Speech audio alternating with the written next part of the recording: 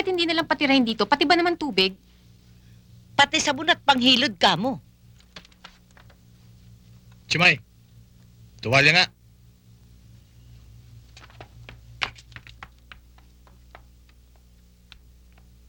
Maliligo ka? Sabay na lang tayo, Miss Sexy. Bastos. Anong gusto mong gawin ko? Maligo ng nakadamit? Wala ka sa sarili mong pamamahay at puro babaeng tao rito. Matagal lang nakarating ang tao sa buwan. Hindi na uso ngayon ang pakyut. Napakamalas naman ng babaeng matitipuhan mo. Hoy, lahat ng babae na gugustuhan ko, nakakarating sa Gloria.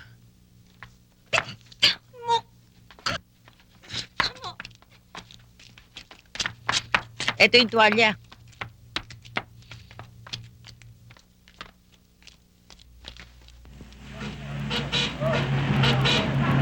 O sige, thank you very much, ha.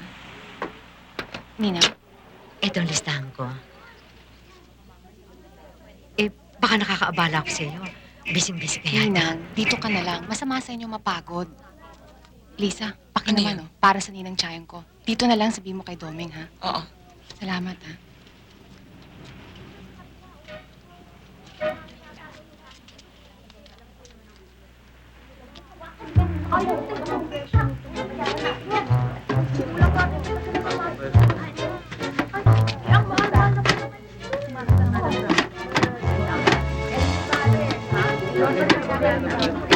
Anong hindi pwede?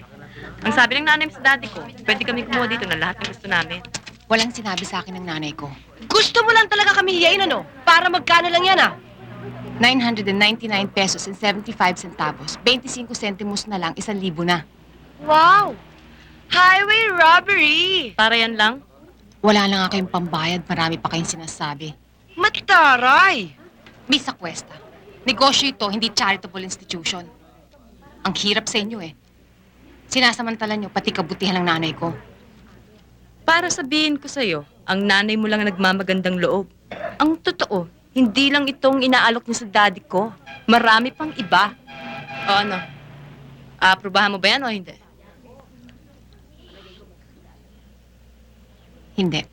Doon ka magsabi sa nanay ko. Aba, talaga pala. Bayaan mo na. Halika na. Makikita mo. Basta ng nanay mo sa daddy ko. Mas na kayo dyan. Harang-harang kayo.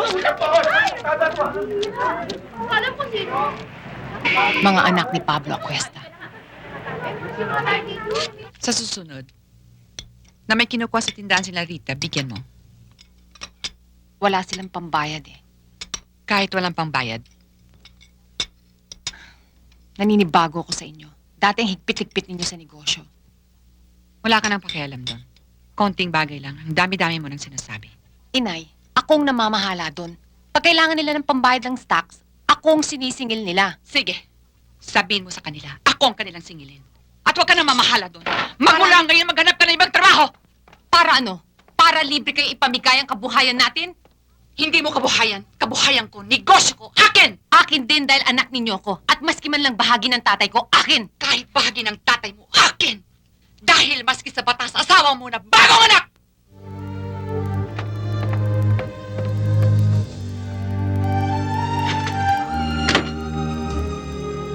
Buti pa, pabalikin nyo na lang ako sa Mindanao. Doon lang ako maghahanap ng trabaho. Ang trabaho? Hindi ka nakagraduate? Puro pagwaldas na ginawa mo, may pera pa ako? Si Jojo, sisihin ninyo, wag ako. Ano? Munting kibot, problema ang dala niyang batugan na yan eh. Problema sa eskwela, sa babae, sa barkada.